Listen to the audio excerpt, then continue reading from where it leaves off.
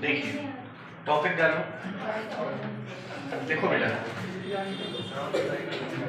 बोले, देखिए law of equipartition of energy,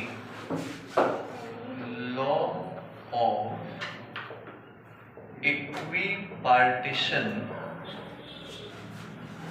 of energy. कल हमने डिग्री ऑफ फ्रीडम बता दिए थे, ठीक है। Law of equipartition of energy लिखिएगा, बोले देखो, the according to this law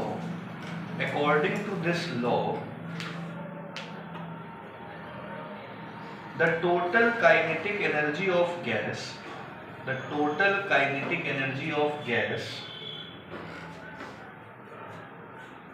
in thermal equilibrium, the total kinetic energy of gas in thermal equilibrium is distributed equally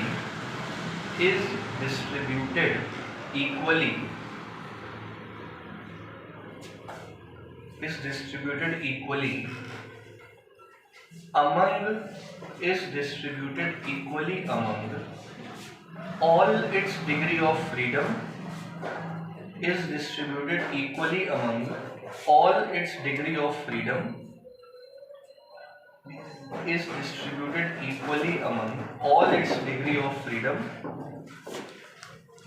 and kinetic energy associated with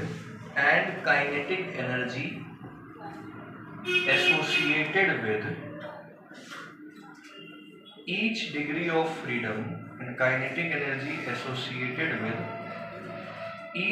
of freedom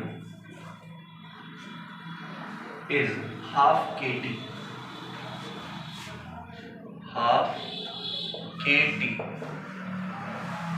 इसका क्या मतलब है समझ लीजिएगा।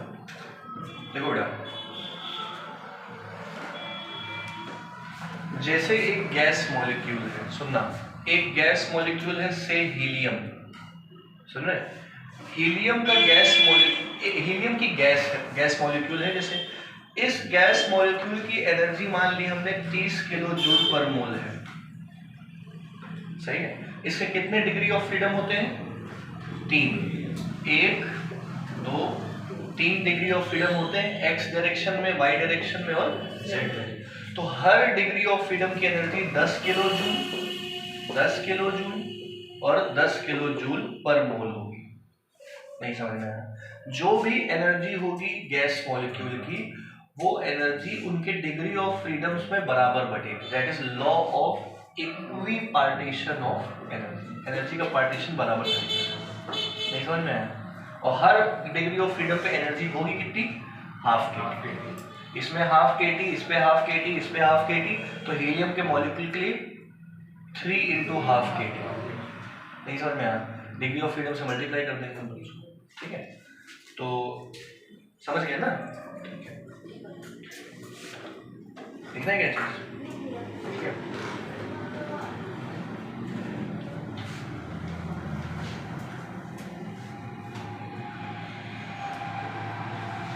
देखो, the internal energy of 1 mole of ideal gas,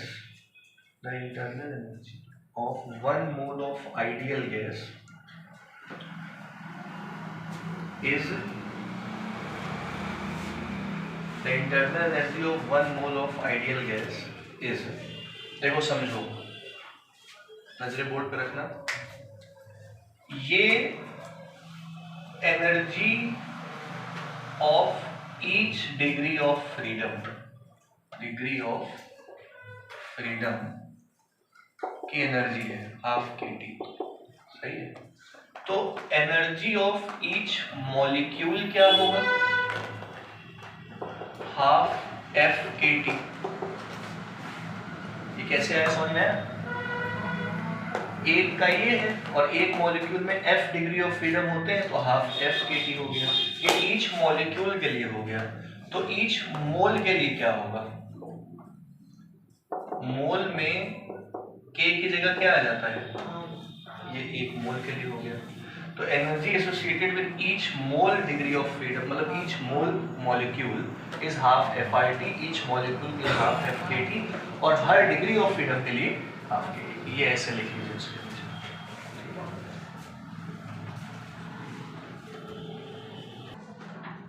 आओ भैया नजरें बोर्ड पर रखोगे यहाँ से।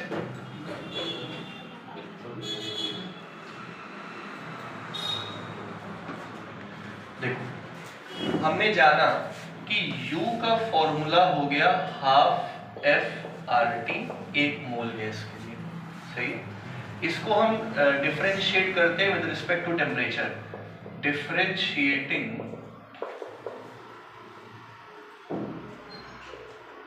With respect to temperature both sides. तो du/dt टेम्परेचर के टर्म्स में क्यों डिफरेंशिएट कर रहे हैं, क्योंकि टेम्परेचर पे डिपेंड कर रही है ना। तो हाफ FR कांस्टेंट है और डिफरेंशिएट करना है किसको, टेम्परेचर को। तो du/dt बड़ा T, हाफ FR कांस्टेंट और टेम्परेचर का differentiation with respect to temperature क्या हो जाएगा, 1। तो du/dt की वैल्यू आ गई हाफ FR, ये रख लेते हैं, सही है। अब ध्यान दीजिएगा यहाँ से, फ्रॉम सबको फॉर्मूला पता है, Q = mc डेल्टा T, सबको पता है। गैसेस के लिए क्या हो जाएगा, nc डेल्टा T या μc डेल्टा T, मास की जगह क्या आ जाएगा, नंबर ऑफ मोल्स। कुछ ऐसा याद आ रहा है आप लोग को, पहले पढ़ा है हम लोगों ने, ये सही है। और देखो एट, इसको डेल्टा Q भी कर सकते हो या dQ भी कर सकते हो, यहाँ D कर दो, यहाँ भी D कर दो, क्यों, क्योंकि हम लोग डिफरेंशिएट करके चल रहे हैं। तो at constant volume dQ is equal to mCV delta T हो जाएगा। और ये कितने मोल्स के लिए थी एनर्जी, 1 मोल के लिए एनर्जी थी। तो फॉर 1 मोल dQ किसके बराबर हो जाएगा, CV dt। ये बात समझ आई। ऑल्सो आप लोग को पता है कि फर्स्ट लॉ ऑफ थर्मो क्या कहता है, फर्स्ट लॉ ऑफ थर्मोडायनेमिक्स क्या कहता है फिजिक्स में, फॉर्मूला बताओ चड्डा फर्स्ट लॉ का थर्मोडायनेमिक्स का, U = Q - W, है ना।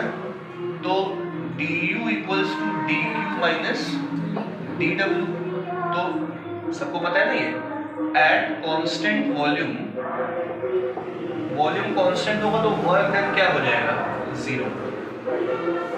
तो du किसके बराबर हो गया, dQ। यहाँ पे हम लोग dQ की जगह क्या लिख सकते हैं, du। तो du = dQ की जगह लिखा CV dt। इस du की value by dt equal to क्या आ गया, CV, और du/dt किसके बराबर है, हाफ FR के। तो हाफ FR इक्वल टू क्या आ गया, इसको एज इट इज याद कर लेना है फॉर्मूले को। ये पूरी ग्रंथ समझ आई आप लोगों को। तो half into freedom, degree of freedom into R, CV हो गया specific heat capacity eight constant volume, molar specific heat capacity eight constant volume. सही बात है, नहीं समझ में आया, कांस्टेंट वॉल्यूम dW 0 कैसे, वर्क डन का फॉर्मूला क्या होता है, P डेल्टा V। तो वॉल्यूम कांस्टेंट तो dV 0 तो वर्क 0। थर्मोडायनेमिक्स आप लोग के पेपर आ गया था बीच में, थर्मो का गया, ये हाफ FR समझ में आया। अब आप लोग को मेयर्स रिलेशन याद होगा, Cp - Cv इक्वल टू, तो Cp - Cv का फॉर्मूला क्या है, half FR equal to R। तो Cp का फॉर्मूला आ गया R + हाफ FR, तो Cp का फॉर्मूला आ गया R 1 + F/, ये Cp का फॉर्मूला हो गया। डायरेक्ट Cp/Cv निकाला जा सकता है इन फॉर्मूलों से। अब गामा क्या होता है, ratio of specific heat Cp/Cv, तो गामा Cp की जगह लिखोगे R1 plus F/2 upon Cv की जगह हाफ FR, RR कट गया, गामा का फॉर्मूला यहां से बनेगा 1/F/2, 1/F/2 अलग कर लिया और F/2 अपॉन F/2 क्या हो गया 1, अरे एक के नीचे एक कर दिया तो ये 2/F हो जाएगा ना, तो गामा का फॉर्मूला बन गया 2/F प्लस 1। नहीं समझ में आया, कर दीजिए।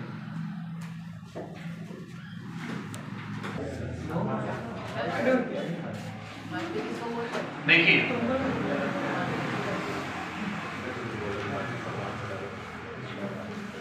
ध्यान दो, ये गामा का फॉर्मूला क्या आ गया 1 प्लस 2/F, ये गामा का फॉर्मूला आ गया।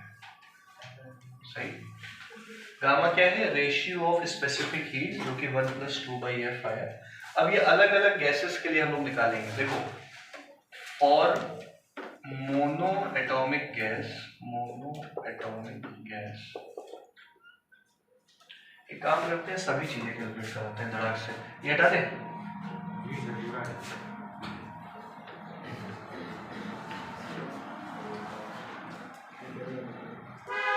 देखिए बेटा ध्यान दीजिए सब लोग, मोनो एटॉमिक गैस के लिए डिग्री ऑफ फ्रीडम की वैल्यू क्या होती है, ये फॉर्मूला लिख लिया है ना सबने 1 प्लस 2/F। देखो मोनो एटॉमिक गैस के लिए सुनिएगा डिग्री ऑफ फ्रीडम है 3, गामा का फॉर्मूला है 1 प्लस 2/F, सही है। तो गामा की वैल्यू कितनी आएगी 1 प्लस 2/3 दैट इज 5/3, तो ये गामा की वैल्यू आ गई 5/3, सही है। दूसरा Cp का क्या फॉर्मूला था R1 प्लस F/2, तो Cp की वैल्यू आएगी F की जगह 3/2, 3/2 प्लस 1 5/2, 5 इंटू R/2, ये Cp की वैल्यू आ गई। Cv की वैल्यू क्या थी half FR, Cv equal to half F की जगह क्या लिखोगे 3, तो 3/2 R, ये आ गया। ये वैल्यूज अगर दिमाग में है तो क्वेश्चन सटासट लिखते चले जाते हैं, Cp Cv गामा। अब देखिए Q का फॉर्मूला होता है म्यू C डेल्टा T, या म्यू को हम क्या कर देते हैं यहाँ पे 1 1 मोल के लिए, तो dQ का formula mu C delta T हो गया, dt हो गया। अच्छा dQ जो होता है वो du के बराबर होता है एट कांस्टेंट वॉल्यूम, होता है dQ किसके बराबर होता है du के बराबर होता है eight constant volume.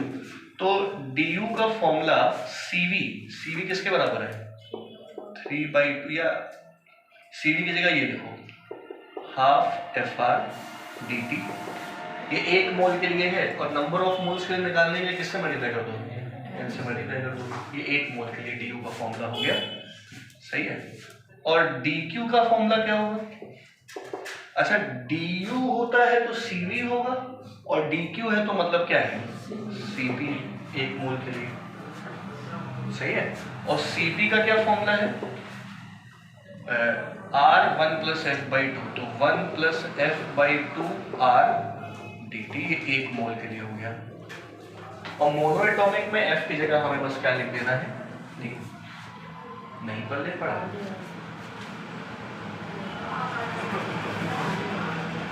Die atomic के लिए बस इसी फॉर्मूले में हमने क्या कर देना है F की जगह 5 लिख देना है। तो हम गामा निकाल लें, बाकी आप सब निकाल ले जाओगे। गामा का फॉर्मूला 1 प्लस 2/F, F की जगह 7/5। इसी तरीके से आप इसका Cp, इसका Cv, इसका dQ सब निकाल सकते हो, लिख लीजिए। चलो सुन लो बेटा सब लोग,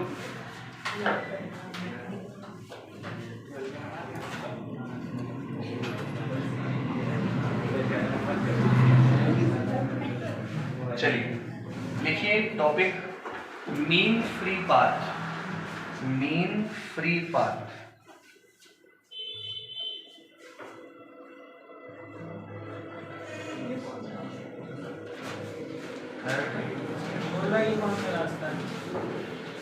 मीन मतलब एवरेज, फ्री मतलब फ्री, पाथ मतलब रास्ता।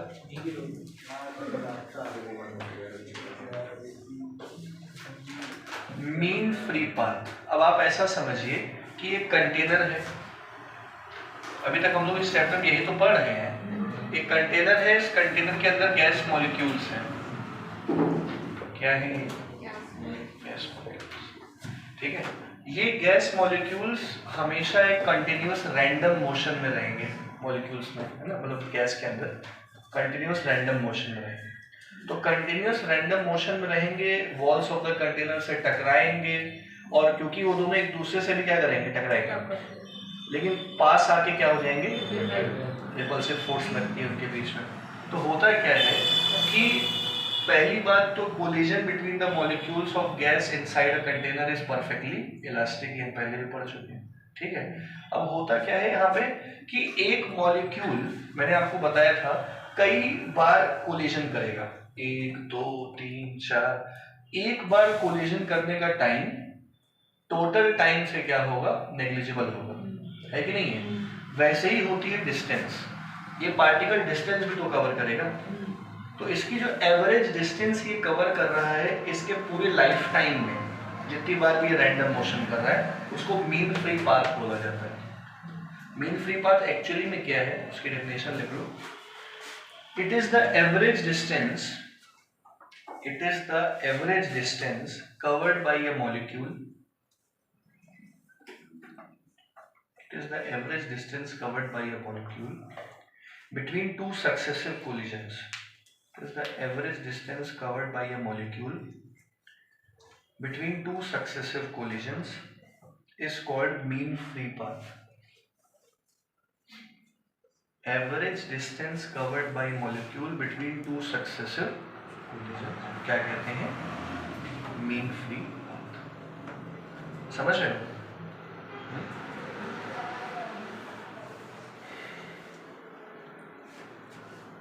दो सक्सेसिव कोलिजन्स का मतलब एक के बाद एक कोलिजन का एवरेज डिस्टेंस, वो मीन फ्री पाथ। ठीक है, अब ये कैलकुलेट कैसे करेंगे, इसको लैम्डा से डिनोट करेंगे हम लोग। ठीक है, मीन फ्री पाथ को हम लोग लैम्डा से नोट करेंगे। ये वही है path distance.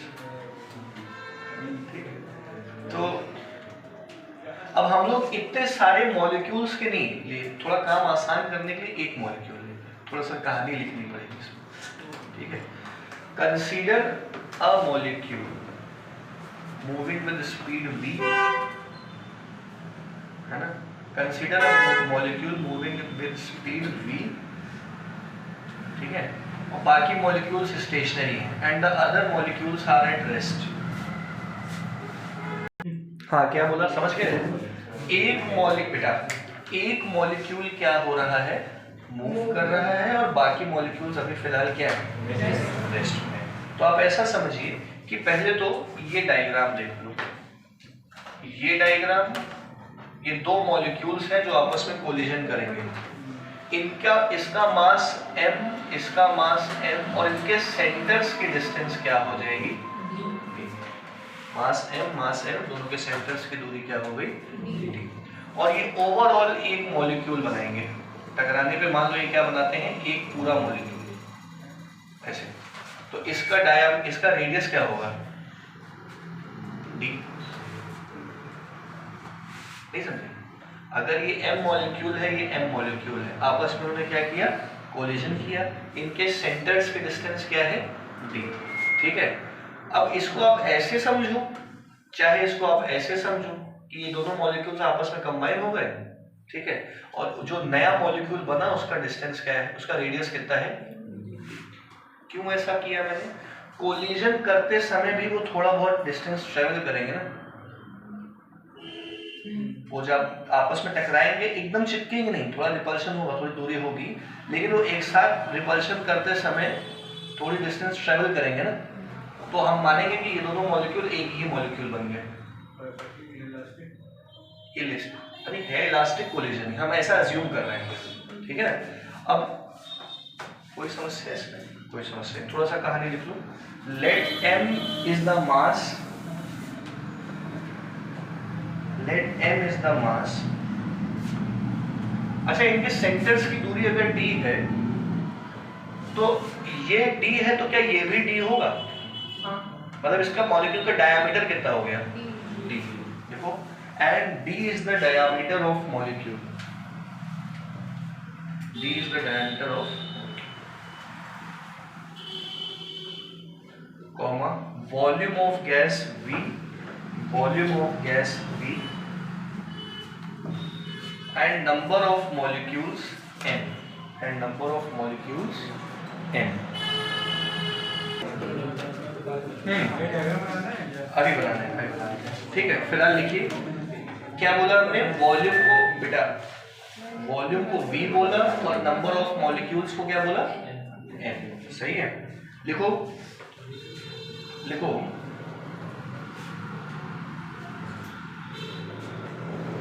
Late v is the speed of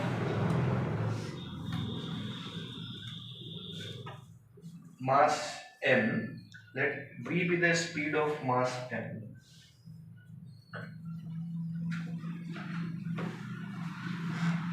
ठीक है। अच्छा, ये जो पार्टिकल्स मूव कर रहे हैं, ये जो गैस मॉलिक्यूल्स मूव कर रहे हैं, तो अज्यूम किया जाता है कि जब ये गैस मॉलिक्यूल्स मूव कर रहे हैं तो एक साथ ऐसे मूव कर रहे हैं, तो ये एक सिलेंडर बना रहे हैं। मोशन के समय क्या बना रहे हैं? मतलब ये जब आगे की तरफ जा रहे होंगे तो ऐसा माना जाएगा कि ये एक सिलेंडर के तौर पे ऐसे आगे की तरफ जा रहे होंगे, मूव कर रहे हैं। ठीक है, तो लिखो इसी में, the moving molecules move ahead, the moving molecules move ahead, generating a cylinder, generating a cylinder of area pi d square। एक सिलेंडर बनाएंगे मॉलिक्यूल्स जिनका एरिया पाई d स्क्वायर। तो अब देखो, समझो, ये दोनों जब आगे की तरफ बढ़ेंगे, सुन रहे हो ना मेरी बात? हम क्या कहते हैं, इधर देखना बेटा, जब ये दोनों आगे की तरफ बढ़ेंगे तो दो मॉलिक्यूल जब आगे की तरफ, इमेजिन करो आगे की तरफ बढ़ रहे हैं दो मॉलिक्यूल, तो कुछ देर बाद वो यहाँ पहुंचेंगे, ये उनके बीच की डिस्टेंस है जो ट्रेवल कर रहे हैं, फिर ये आगे पहुंचेंगे। तो टेक्निकली ये क्या बना रहे हैं? एक सिलेंडर बना रहे हैं, और इस सिलेंडर का रेडियस कितना दिखाई दे रहा है? d। तो जनरेटिंग अ सिलेंडर जिसका रेडियस d है, इसलिए एरिया ऑफ क्रॉस सेक्शन क्या आ गया? पाई d स्क्वायर। ठीक है, आगे लिखो। ठीक है, the distance travelled by it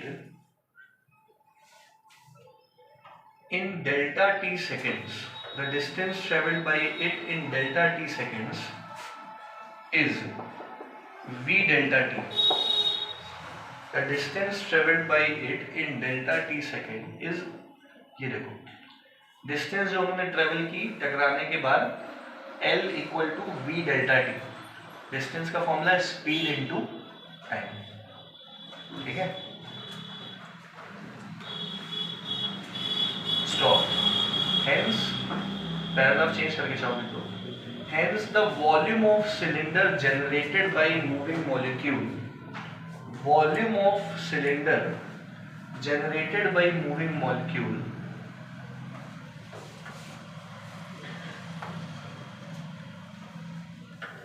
अब इन दोनों मॉलिक्यूल्स ने कितना वॉल्यूम ऑफ सिलेंडर जनरेट किया? देखो समझो, ये दो मॉलिक्यूल हैं, है ना, ये कोलिजन करने के बाद आगे गए, तो इन्होंने एक सिलेंडर बनाया, तो सिलेंडर का वॉल्यूम कितना ऑक्यूपाई किया? वॉल्यूम क्यों निकाल रहे हैं? टेक्निकली कितनी स्पेस ऑक्यूपाई की उन्होंने, कितनी दूर तक गए, तो volume occupied delta V will be, volume का फॉर्मूला क्या होता है? Area into length. तो volume occupied will be, area की जगह लिखोगे पाई डी स्क्वायर और लेंथ की जगह क्या लिखोगे? V delta T. उसके नीचे ये देखो वॉल्यूम ऑक्यूपाइड ये हो गया।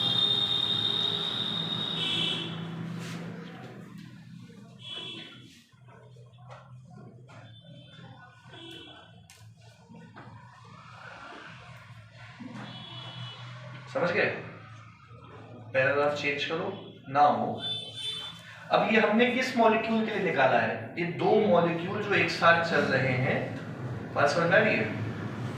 वो जो सिलेंडर बना के चल रहे हैं वो कितना सिलेंडर का वॉल्यूम बना रहे हैं वो हमने निकाल लिया।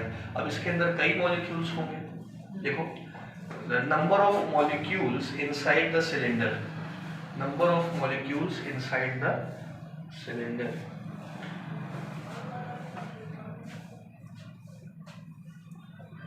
number of molecules inside the cylinder, ये n is the number of molecules inside the cylinder। कैसे निकालेंगे? ये जो सिलेंडर बना है उसके अंदर की बात हो रही है। Number of molecules in total gas molecules per unit volume multiplied by the volume of cylinder formed. ये जरूरी है समझना। ये जो सिलेंडर बनाया है मॉलिक्यूल्स ने ट्रेवल करते टाइम, इस सिलेंडर में कितने मॉलिक्यूल्स होंगे उसको निकालने के लिए इस पूरे गैस के टोटल नंबर ऑफ मॉलिक्यूल्स को पर यूनिट वॉल्यूम से क्या कर दो, divide.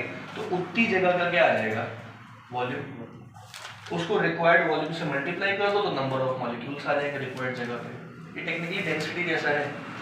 Total number of molecules को टोटल वॉल्यूम से डिवाइड किया तो आ गए molecules per unit volume, into required volume से क्या कर दिया, मल्टीप्लाई कर दिया। तो इस सिलेंडर में कितने मॉलिक्यूल्स मूव कर रहे होंगे वो आ जाएगा। ठीक है, तो n will be n by v, और डेल्टा v को क्या लिखा, पाई d square v delta t। ठीक है, ये लिख लो उसके नीचे, ये लो।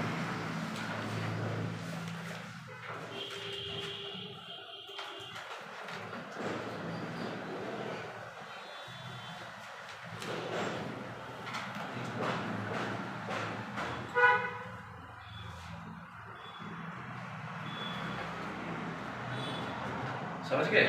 अब देखो mean free path, mean free path निकालोगे लैम्डा। देखिए mean free path lambda, lambda क्या है, डिस्टेंस ही है, लेकिन ये एवरेज डिस्टेंस है। तो एवरेज डिस्टेंस कैसे निकालोगे, टोटल लेंथ कवर्ड को किससे डिवाइड कर दोगे, नंबर ऑफ मॉलिक्यूल्स से उस जगह पे। Total length covered by molecules divided by number of molecules is mean free path. तो लैम्डा का फॉर्मूला L की जगह V डेल्टा T और n की जगह n by V pi d square V delta T। क्या क्या घटेगा, डेल्टा T चला गया, V चला गया, क्या बचा, लैम्डा का फॉर्मूला V अपॉन n पाई d स्क्वायर, ये फॉर्मूला दिया। समझ गए? V वॉल्यूम है यहाँ पे, n number of molecules of gas है, d डायमीटर है, रेडियस है।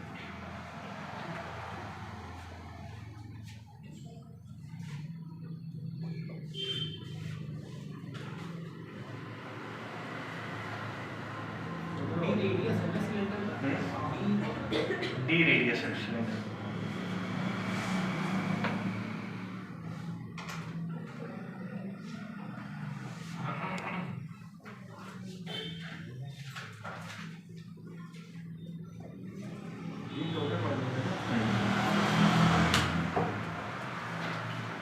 समझ गए? इतने बड़े डेरिवेशन से तुम लोग का मतलब नहीं है, पेपर नहीं आएगा।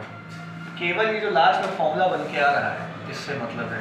अब एक चीज और बताइए, शुरू में क्या लेट किया था, सुनना बेटा, शुरू में हम लोगों ने क्या लेट किया था कि एक ही मॉलिक्यूल मूव कर रहा है, बाकी सारे मॉलिक्यूल्स क्या हैं। तो अगर उस कंडीशन को हम लोग ना मान के सारे मॉलिक्यूल्स को मूव करता माने तो पाया गया लैम्डा की जो वैल्यू आती है वो इससे √2 टाइम्स कम आती है। बस इतना लिख दो, बस लैम्डा की वैल्यू √2 टाइम्स कम आएगी। लिखो, if we assume all the molecules moving, तो ये है मेरा फॉर्मूला, है ना। हम ये कह रहे हैं, देखो अनमोल भैया कमेंट ना करो, इधर ध्यान दो। लैम्डा, ये वाला लैम्डा क्या है? ये एवरेज पाथ ट्रेवल्ड बाय हम मॉलिक्यूल है, और आप सारे के सारे मॉलिक्यूल रेस्ट पे। ये कमरा एक सिलेंडर है, समझ गए मेरी बात? जो हमारे मोशन की वजह से बन रहा है, हमारे मोशन की वजह से कमरा सिलेंडर बन रहा है।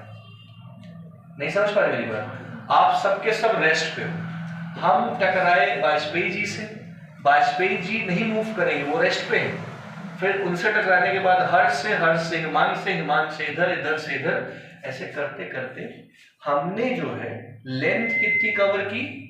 v इंटू डेल्टा टी, हमारी स्पीड से इन टाइम डेल्टा टी, ये लेंथ कवर कर ली।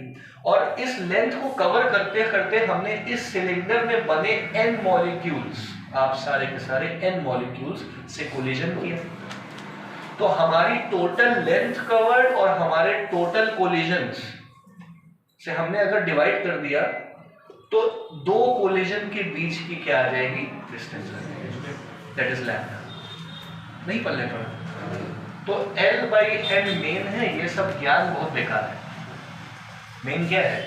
L by n. अब आप L समझ गए कि वो length v into delta t, और n का मतलब हो गया इस सिलेंडर में जो मॉलिक्यूल बना, इस सिलेंडर, ये जो सिलेंडर बना है ये मेरे मॉलिक्यूल की वजह से, मतलब हमारी वजह से। बात समझ में आ रही है? हो सकता है कि कोई और मॉलिक्यूल हो, वो कोई और सिलेंडर बनाए, ज्यादा लेंथ ट्रेवल करे, कम लेंथ ट्रेवल करे, इसलिए एक मॉलिक्यूल का निकालते हैं। और ये कैसे निकाला? n हमारे द्वारा बताए गए सिलेंडर में जितने भी मॉलिक्यूल हैं, आप सबके सब, वो कैसे निकालोगे? Total gas molecule. अब टोटल गैस मॉलिक्यूल हो सकता है पूरा इंद्रानगर हो, पूरा Indranagar is total gas molecule, उसमें नंबर ऑफ गैस मॉलिक्यूल सारे आदमी है ना, उसको हमने पर यूनिट वॉल्यूम से डिवाइड कर दिया, तो इतनी सी जगह पे नंबर ऑफ मॉलिक्यूल्स आ गए। लेकिन हम किससे किससे टकराए हैं? हम तो आप लोगों से टकराए हैं ना, जैसे सिलेंडर बना है तो हमने रिक्वायर्ड वॉल्यूम से मल्टीप्लाई कर दिया, जो हमने बनाया है इस सिलेंडर के द्वारा। अभी नहीं फील आया, तो बस इसको हमने इससे डिवाइड कर दिया। लेकिन ये फॉर्मूला तब का आया है ना कि भैया जब आप लोग रेस्ट पे हो, आप लोग रेस्ट पे कह रहोगे, आप भी मूव करोगे, आप भी गैस मॉलिक्यूल है, तो बस इतना कर दिया जाता है कि रूट टू से क्या कर देते हैं?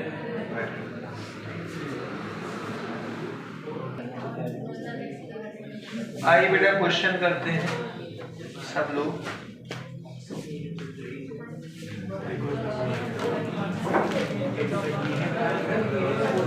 चल देखो थोड़ा सा शांत हो जाओगे तो पढ़ा ले जाएगी, है ना? देखिए क्वेश्चन है, सुनते रहो।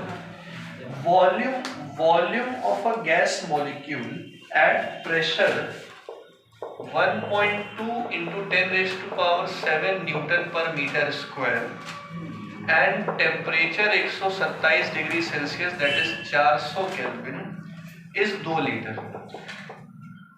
तो बताओ नंबर ऑफ मॉलिक्यूल्स क्या होंगे?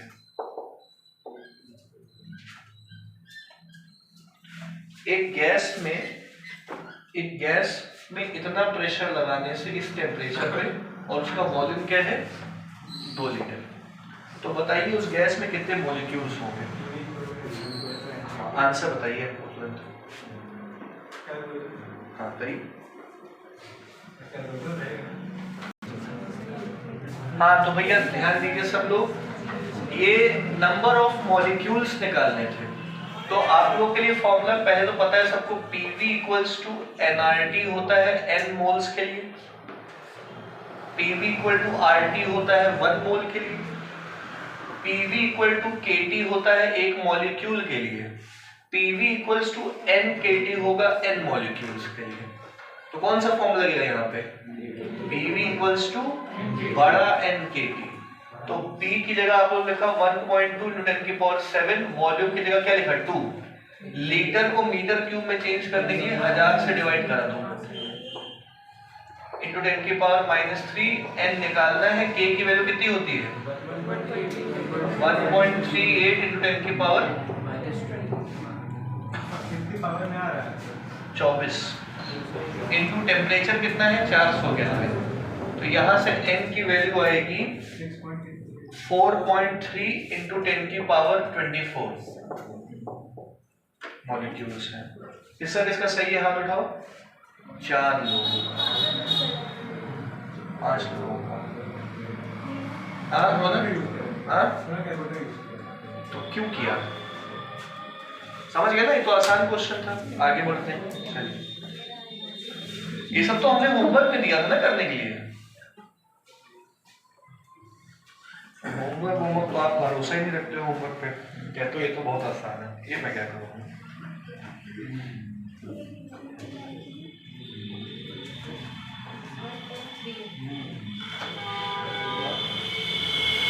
अगला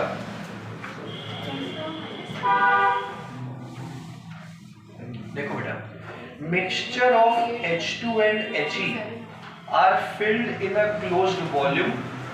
हाइड्रोजन और हीलियम के मिक्सचर को क्लोज्ड वॉल्यूम में डाला गया, जो कि है 8.31 इंटू 10 की power 4 centimetre cube at temperature 27 degree Celsius 300 kelvin and a pressure of 3 into 10 की power 5 newton per metre square. If mass of mixture 30 gram है, तो बताइए हाइड्रोजन का मास क्या होगा और हीलियम का मास क्या होगा। सवाल फिर से बोल रहे हैं, हाइड्रोजन और हीलियम के मिक्सचर को एक ही कंटेनर में रखा गया है जिसका वॉल्यूम इतना है, टेम्परेचर इतना है, प्रेशर इतना है, सही है। तो अगर मिक्सचर का मास 30 ग्राम है तो हाइड्रोजन और हीलियम का इंडिविजुअल मासेस क्या होंगे।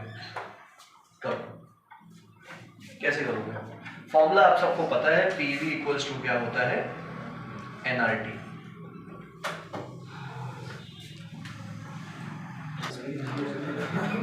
बेटा 1 मिनट के लिए बस बोर्ड पे देख लो, कितनी गैसेस हैं, हाइड्रोजन और हीलियम। पहले हम हाइड्रोजन पे काम करते हैं। हाइड्रोजन देखो फॉर्मूला क्या होता है, PV इक्वल्स टू nRT। हाइड्रोजन गैस है, मतलब कई मॉलिक्यूल्स होंगे, मतलब मोल्स होंगे उसमें, तो nRT लगाना है। हाइड्रोजन लगाती है प्रेशर P1। हाइड्रोजन क्या लगाती है, वॉल्यूम कितना ऑक्यूपाई करेगी, V1 नहीं V, क्योंकि वॉल्यूम ऑफ कंटेनर होता है ना कि volume of gas molecule. Number of moles of hydrogen R constant है, टेम्परेचर दोनों के लिए T ही रहेगा। फिर हीलियम के लिए क्या होगा, P2V N2RT। वीडियो चल रहा है, ये दोनों को ऐड कर दो, ऐड 1 एंड 2, तो P1V plus P2V equals to N1RT plus N2। V common आ गया, बचा P1 plus P2, RT common आ गया, बचा N1 प्लस N2। ये बात समझ आ रही है, नहीं आ रहा है, पगले हो क्या। अरे परसों तो सुबह सुबह पूछ गए हमसे ही, तुमको एक कंसेप्ट याद है। हाँ भैया, तो V ये देखो P1 plus P2 total pressure हो जाएगा P, RT N1 plus N2। बात समझ आ रही है। अब देखो volume into pressure divided by RT equal to N1 plus N2। याद आ गया। अब देखिए सब लोग, बेटा वॉल्यूम की जगह क्या लिखोगे, सेंटीमीटर क्यूब में दिया है, 10 की पावर -6 से मल्टीप्लाई कराएंगे तो मीटर क्यूब में आ जाएगा। तो वॉल्यूम की जगह लिखा 8.38 इंटू 10 की पावर 4 इंटू 10 की पावर माइनस, मीटर क्यूब में आ गया। प्रेशर कहाँ है, 3 इंटू 10 की पावर 5 अपॉन R की वैल्यू 8.314। टेम्परेचर कितना है 300। अब यहाँ पे आ जाओ, नंबर ऑफ मोल्स की बात करते हैं। नंबर ऑफ मोल्स का फॉर्मूला क्या होता है, वेट बाय मॉलिक्यूलर मास। तो सुनो इधर नंबर ऑफ मोल्स की जगह लिखा weight of gas A upon its molecular mass, plus weight of gas B upon its molecular. समझ आया? एक काम और कर सकते थे हम लोग, इतना नाटक ना करके डायरेक्ट तरीका बताएं। सुनो, पीवी इक्वल्स टू एनआरटी लगा दो, पीवी इक्वल्स टू क्या लगा दो, एनआरटी, उससे एन निकाल लो और n1 प्लस n2 को किसके बराबर कर दो, n के। मतलब ये n ही तो होगा technically, n1 plus n2 equal to n। नहीं पढ़ने पड़ा? हाँ, उस तरह से भी कर सकते हो, लेकिन ये तरीका ठीक है। वेट 1 की जगह क्या लिखो, मिक्सचर का वजन कितना है, 21, तो हाइड्रोजन के वजन को आप x ले लीजिए ग्राम, और हीलियम के वजन को क्या ले लोगे, 30 माइनस x। तो यहाँ पे हम लोग इसको जरा सॉल्व करके बताओ कितना आता है, ये पूरा सॉल्व करके 10। तो 10 इक्वल टू वेट ऑफ 1 को हमने क्या लिया, x, और हाइड्रोजन का मॉलिक्यूलर मास कितना होता है, वेट ऑफ 2 कितना, 30 माइनस x, और हीलियम का अब यहाँ से x निकाल लीजिए। नहीं समझ में आया? सिंपल। आप लोग direct PV equal to NRT से n निकाल के n को n1 प्लस n2 भी कर सकते हैं। n8 आया था उस क्वेश्चन में, n8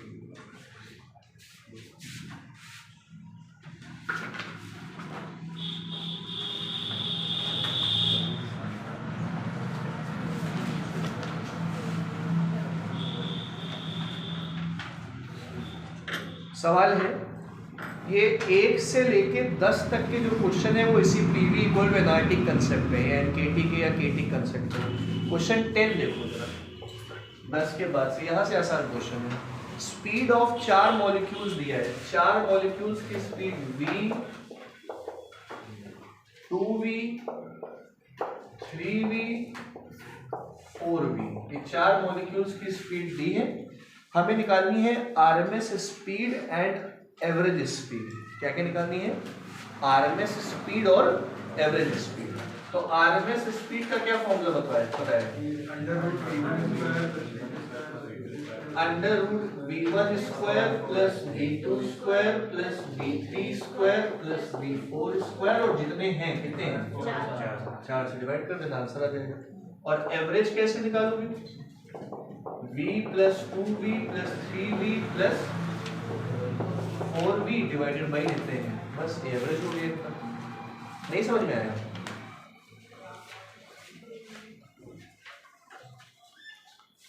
अगला सवाल देखो, वो है गुरुदेव, अभिनय भैया नहीं है ना, आसान तो है एकदम। अब तुम ही अगला सवाल बताओ, चलो बताओ, अभिनय बताएंगे। एट व्हाट टेम्परेचर, कितने तापमान में RMS speed of molecule is 3 times the RMS speed at 40 kelvin. कितने तापमान में आरएमएस स्पीड 3 गुना होगी उस स्पीड के जो 40 केल्विन पे है। कुछ समझे? 40 केल्विन पे जो टेम्परेचर, 40 केल्विन टेम्परेचर है, उस टेम्परेचर पे जो आरएमएस स्पीड है उसके 3 गुना है एक आरएमएस स्पीड। तो बताओ उस आरएमएस स्पीड पे टेम्परेचर क्या है। आरएमएस स्पीड का फॉर्मूला ही बता दो, अच्छा कल जो लिखवाया था, under root 3RT divided by, तो ये T1 हो गया, 3 times under root 3RT divided by m, ये T2 हो गया, root 3 by RT by m, root 3RT by m cut गया, बचा root T1 is 3 times root T2, T1 is 9 times T2, T1 is 9 into 40, that is कितना आ गया, 360 kelvin आ गया। कितना आसान क्वेश्चन तो था, नहीं पढ़ने पड़ा। या ऐसे नहीं करना हो तो एक और तरीका बताए, ऐसे ना करो, v1 by v2 equal to under root t1 by t2 लगा दो। नहीं पढ़ने पड़ा तो इसको लगाइए जाके, कैसे नहीं लगेंगे, लगेंगे।